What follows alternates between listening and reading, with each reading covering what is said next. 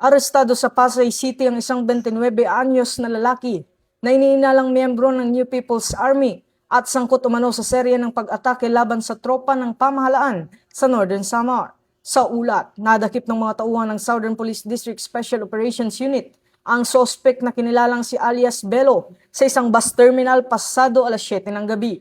Ayon sa ulat, kabilang ang sospek sa Eastern Visayas Regional Party Committee ng CPP-NPA at iniuugnay sa ilang pag-atake kabilang ang ambush sa sundalo noong ika-9 ng Hunyo taong 2018 sa Las Navas, Northern Samar.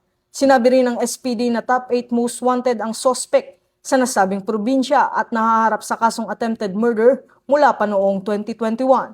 Halos 5 taon umanong nagtago ang akusado at pansamantalang namasukan bilang security guard sa Metro Manila bago na aresto habang patungo umano sa Olongapo.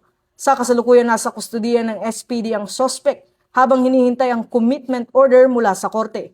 Patuloy naman ang pinaigting na operasyon ng PNP laban sa mga wanted persons at armadong grupo habang hinihikayat ang publiko na makipagtulungan sa pamamagitan ng pagbibigay ng impormasyon upang mapanatili ang kapayapaan at seguridad sa bansa. Ito ang bagong PNP para sa bagong Pilipinas, serbisyong mabilis, tapat at nararamdaman.